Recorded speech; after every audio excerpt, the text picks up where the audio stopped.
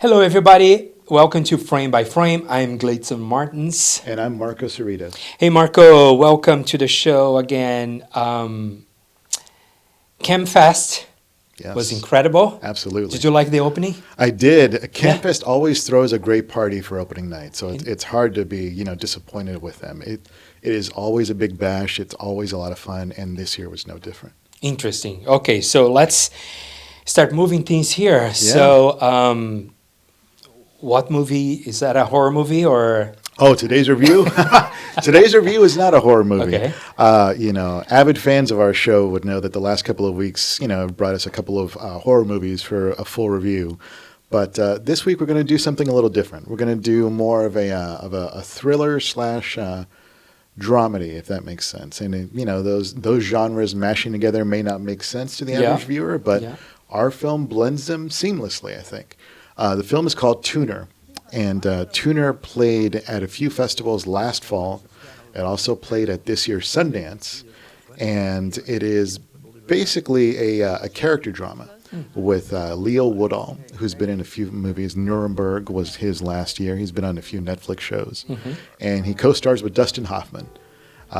Dustin Hoffman needs no introduction. But Leo Woodall is the star of this piece. It's his film. He plays a down-on-his-luck piano tuner. Hey, have you talked about this in the first episode or second? It may have been when we discussed Sundance. That's right, because it was one of the standouts of that festival. That was the first time I was able to see it, and it is finally getting a wide theatrical release now in the summer. Now. Yeah, so the fact that people are starting to discover it, the fact that the studio is giving it more of a release in the middle of the summer movie season is a very good thing. It shows a lot of confidence in the film. And it also played SF Film a few weeks back. So if you didn't have a chance to go to Sundance, maybe you caught it here locally at SF Film. And if you couldn't do that, then now it's playing in theaters.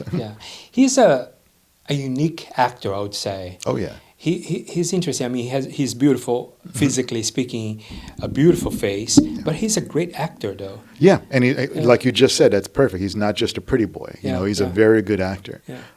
Which happens sometimes. Sometimes you get a very wooden pretty boy who cannot act. No names will be mentioned, but the point is, Leo is not one of those. He's actually a very promising young actor that I first noticed him last year in Nuremberg. And I really thought he pretty much just stole the show there. So to see him grow and to see more of his work in the subsequent months has been really, really great for me. Yeah, I mean, he has been, I think we mentioned in previously episodes here, he has been working with Rachel Weisz. Yes, on the show that we On discussed. the show, yeah, we mentioned that. And also he is working, I think he called One Day as well. That's right.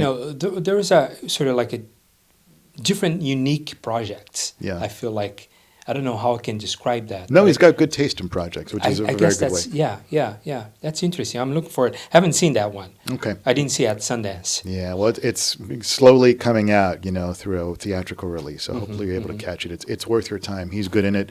Dustin Hoffman is good in it, but Dustin's more of a secondary role. This is Leo's movie. He's front and center, and that's the thing that makes the film so good. Because he's front and center, he pulls it off and he carries the film. Without a strong lead performance, that movie doesn't work, but Leo does make it work. Wow, interesting. I'm looking forward to see that one. Yeah. So speaking of watching, have you seen the Pitt? I haven't, and it's on my list. I'm the one person who has not gotten to see it yet, but I'm very excited to finally just jump into it. I just started watching, and I love it. Great. It reminds me of like a ER show. Yeah, absolutely. That has that, And Noah vibe. Wiley, the lead of the Pitt, was on incredible. ER. Well, he was on ER too, so there's that connection. The story goes that the Pitt was supposed to be, a semi-sequel successor to ER, but things just got complicated and they had to go their own way. If that story turns out to be true, that's a fascinating one. But regardless, again, I have yet to hear a negative thing about the Pitt, so I'm excited to see it. And B, it's I think it just wrapped its second season, so there's a lot. Yeah, but they're already the third season is coming up in next year. I believe it, which means it's a successful show. As you know, Yes. the studios, they don't put a third season if it's not making any money. That's right. So it's working. Yeah, right? it's working. It's one of those combos where it's working. It's good creatively and financially. Yeah, yeah. So sometimes you get one or the other, but this one has both. And speaking of TV shows and movies, so what are the movies you're looking for now? At this point in the summer, we're really starting to gear up. So there's some good stuff that's coming out. Around the time of this recording, we're looking at early June. So I know we've already discussed Masters of the Universe in our previous episode. Yeah. But besides that, we're looking at, if you're looking at comedy, more specifically a horror comedy, there's Scary Movie that is more of a horror parody. Well, that's a huge franchise. Yes, it's a huge franchise that's being revived, for 2026. But here's the thing. Yeah. I was looking into that. It says the new Scary Movie 6. Yeah, the marketing has been a little misleading whether they're going to go with Scary Movie or Scary Movie 6. We're talking about scary movies again. Yeah. It seems to me they're really getting that boost. Of course. Yeah, and you were right. Last episode we discussed, the boom of like Sinners. It started out, it was meant to be a genre film. Not only was it a very powerful and successful genre film, but that was so successful that it literally, rode its release to Oscar Gold the following year. That's the type of movie that really sticks out with audiences. I have faith in Pixar, and I'm excited for Toy Story 5. Yeah. Earlier in the year, same thing with Hoppers, where we didn't know what to expect. That turned out a very big home run for Pixar. So I've got my radar is pretty high on Pixar. Wow, interesting. I'm very excited for the fifth one. They're fantastic. Oh, absolutely. I mean, there's no question about. I mean, you talk to Masha. That's right, Masha Ellsworth, who works at Pixar. Yeah, yeah. And she's also worked on Pixar, or excuse me, on Toy Story 5, which if you'd like to go back and check out that interview, we spoke a little bit about that. Absolutely, yes. It's in YouTube. At News Up Now channel, YouTube channel. We'll link to it. It's all yeah, right. And also Master of the Universe, which you spoke about last episode.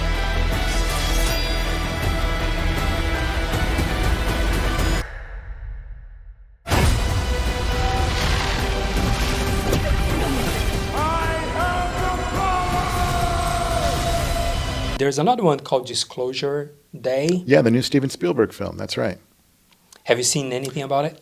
Well, I've seen the marketing. I haven't seen the film yet. So it's a film that may or may not deal directly with aliens and, what's out there or what may not be out there. So I'm, again, as Spielberg, as talented as he is, I'm always looking forward to his work.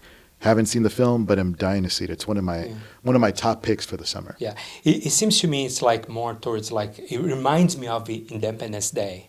It feels to be a bit more grounded than Independence Day. Yeah. That's not a knock on it in any way on either film. Okay. But it definitely feels like, yes, Independence Day a bit more fluffy and fun, where Disclosure Day will probably have some fun, but it'll have a more grounded element to it, or at least that's what I can gauge from the trailers and marketing material. And then Supergirl coming up. Supergirl, yeah. If you saw Superman last summer, Supergirl directly ties into last year's Superman. I don't know if Superman will make some kind of cameo or small appearance in this, but it would make sense. It would make sense, especially same studio and everything, tying everything together. Yeah. So I'm excited for Supergirl. Not just because she's got a cute little white dog named Crypto. It was a standout of Superman last year. He's going to feature prominently in Supergirl as well. But I keep hearing good things about the film from early reactions. Yeah, me too. I was a little bit disappointed with the first one, though. Oh, really? I was expecting more action in a way. Oh, okay. I mean, he has a lot of action, obviously. Sure. Right? But not enough, I guess. I think it was just I think what I see sometimes of superhero movies, at least the first one, they have to develop their story. Mm-hmm. And to get to where we know from, the cartoons or whatever. Get the introductions out of the way, and then you kind of get to the meat of it. And then once it gets so excited, the movie, it's almost, 70% gone. But anyway, I'm looking forward to this one now. I think it's going to be incredible. And I think it's one of the huge releases in 2026. Absolutely. This one, Master of the Universe and Toy Story 5. Yeah, Toy Story 5, you said, is on the 19th, and then Supergirl releases June 26th. Yes. So that'll be interesting. And Disclosure Day, that's on the 12th, I believe. Yes, that is correct. So that's, we've got your weeks covered. Scary Movie, June 5th, Disclosure Day. Yeah. It's going to be a long summer, but a very fun summer. And it's so funny about scary movies being released now. I always thought it would be nice to, from a marketing perspective, to be released towards Halloween time, Yeah. but it isn't anymore. Scary or horror movies just weren't really released during the summer. One or two would escape, but I think the movie that really changed things in a big bad way for the horror genre and the summer movie season was The Conjuring. Mm. I remember when that came out, the studio made a big deal about releasing it in the summer, not just because it was a horror movie, but because it was a horror movie that just was also very, very good. Mm-hmm. Marco, I'm here with Matthew Ramsey. He's the Director of Partnership and Development at Frameline. Frameline celebrated its 50 years this year, right? So talk to me about what's happening this year at the festival.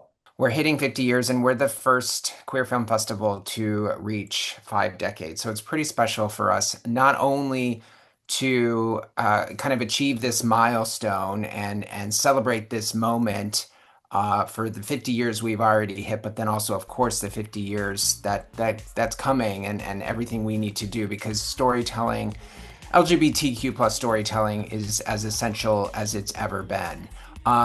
When you combine that with the fact that the Castro Theater has reopened, it is a pretty special moment for us. And to be able to celebrate our 50th at the Castro Theater, and in addition to that, have our festival hub, which is where we sell merchandise and we have our box office, and we're going to do some smaller receptions and VIP events at the space that used to be Hamburger Mary's in the Castro, right down the street from the theater.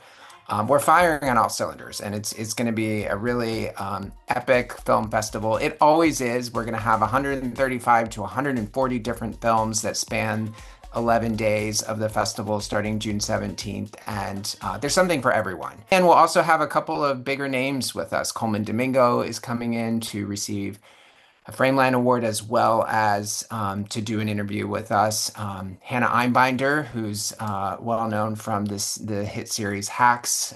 She is in our closing film, Teenage Sex and Death at Camp Miasma, and she'll be here in town as well to celebrate with us. And then the last thing I'll say is that we're also going to take a moment to commemorate the fact that we are turning 50 years old and to acknowledge the folks who have been so instrumental in the success of the organization from that first film festival in the late 70s where they put up a sheet in a storefront and started watching films. We have a few surviving founders who will be with us during the festival this year, and we're Well, going to take a moment to that's acknowledge incredible. everything they absolutely. Well, we will have there are currently kind of from our research, we believe there were like 7 or 8 original founders for Frameline, and we currently have three who are still with us, and two of them will certainly be at the festival. And we couldn't be more grateful to have Mark Eustace and Daniel Nicoletta will be here in person with us. Talk to me about the movies because you said over 132 films. Is that what I heard? Between 130 and 140, I think. That includes shorts. So we'll have a few shorts packages, including our homegrown, which is all films that are either produced or based in the San Francisco Bay Area. Those are a package of shorts. And so we'll have a few of those. But yes, in total, over 130 films. Uh, One of the biggest stars is Coleman Domingo as well. Yeah, we'll be presenting an award to Coleman, and then we'll also be doing an interview with him, learning a little bit more. I mean, he grew up in the Bay Area, so this is kind of home to him, but now he's had a lot of success with films like Rustin, and of course, he's on the show The Four Seasons right now with Tina Fey and others. And so he's been an iconic storyteller for the queer community. There's one movie specifically that got my attention, The Hockey Player, which follows opening gay player in Canada and Yeah. taking a ride on heated rivalry as well. I mean, it's a huge plus, not only I mean for the festival and for the queer community as well. Absolutely. And Luke Prokop, he will be here in person. He's the player that documentary is all about. He he's in the AHL currently, but he's assigned to an NHL level contract. So it's possible that one day, hopefully, he will be elevated up to the National Hockey League.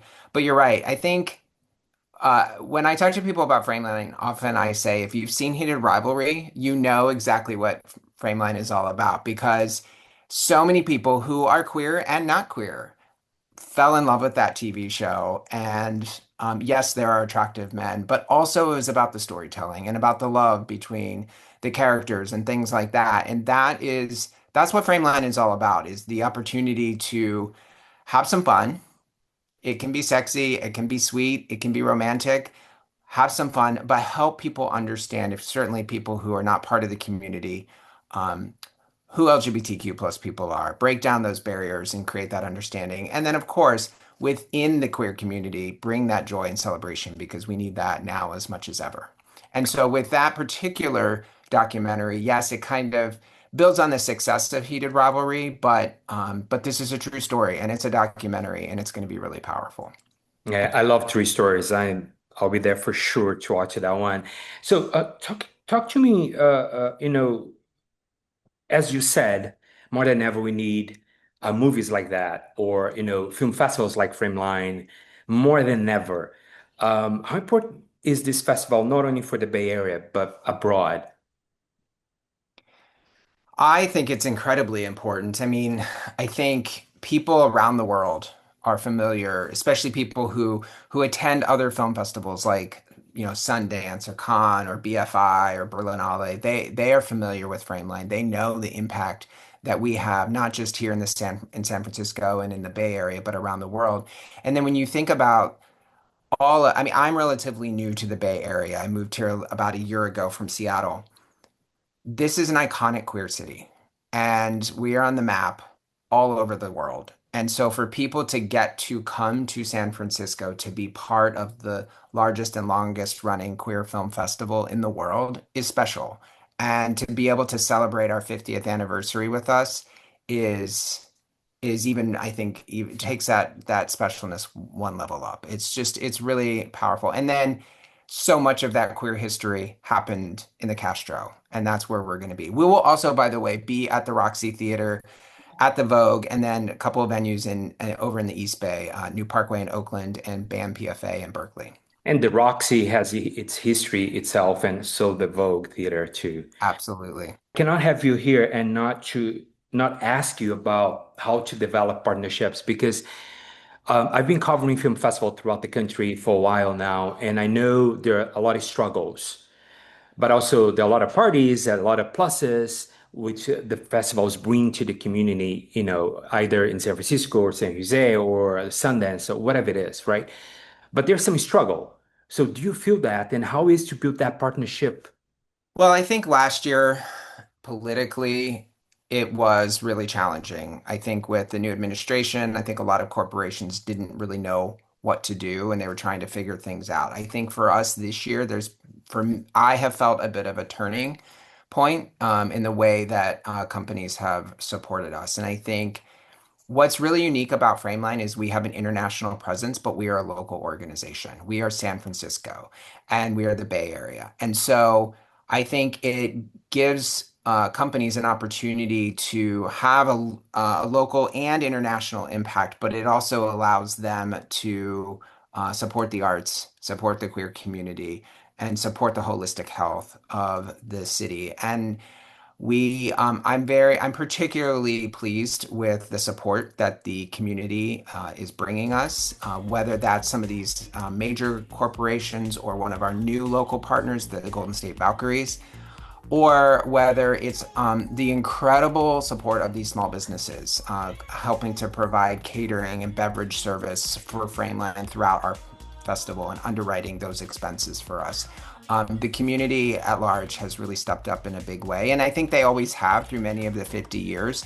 But while we saw some challenges in recent years, I think that's starting to come back in a big way. So let's talk about parties. So your the frame line is on Castro Street, one of the biggest, more diverse streets or cities, San Francisco. Is there any partnerships related to nightclubs or bars or museums, or do you build that partnership? Yeah, one of our best partnerships this year has been with Teeth Bar. They actually hosted our community launch last week at their bar, but then they have also provided catering support for us. We did went for our launch party a few weeks ago, as well as during one of our private receptions that's coming up. We are also doing our opening night party at the Foundry down on Folsom, and that is open to everybody. And we also have a Pride kickoff party, which is on Friday, June 26th. That'll be at the chapel in the Mission. So that's also open to everybody. And it's just an opportunity. The film on Pride kickoff night, the big film at the Castro, will be Hunky Jesus, which everybody in San Francisco knows very well. And so then that will flow right into the party. Opening night, our opening night film is Lady Champagne, which is written and produced by Darcy Drollinger, and it's going to have lots of San Francisco drag queens and celebration as well. So, what's your favorite movie? Oh, well, I haven't Put gotten you in to the see spot all of now. them. I've been watching as many of them as I can. I will highlight one that really struck a chord with me. I'm a parent. I'm a dad of two teenage boys, but there is a film, a documentary that announced just a couple of weeks ago called The Dads. And it's about most of these dads, identify as cis het men, but they all have trans and non-binary kids. And so they are binding together to support one another, certainly to support their children, and also to fight back against the bullshit, frankly, that's going on in our country, politically and culturally. And I have to say, when you think about the toxic masculinity that's at play in our country these days, to see these mostly cishet men crying and showing emotion and supporting one another and supporting their kids, it's beautiful. Well, that's what we need, support and freedom to be who you are. Matthew, Absolutely. yeah, thank you so much. And people can find more info on the Frameline visiting at visit frameline.org. You have tickets as Yes. well for sale, correct? Yeah, absolutely. Tickets and memberships, and we have a whole program guide is on our website, so you can see literally every film that we're showing, and many of them have trailers as well. I like how you coordinate your t-shirt color with the Frameline color. Got it. Got it. Hot pink, right? Absolutely. Yeah. Thank you so much, Matthew. I'll see you in a couple of days. We'll see you at the movies. Well, I guess it's time to wrap Unfortunately, up yes. one more episode. Yeah. In some cases, you're Don't just forget to flipping, follow the us, tiles and going like, subscribe yeah, on this YouTube looks good, but channel, it's, and I we'll see only you have next time. 90 minutes. It's too long. Or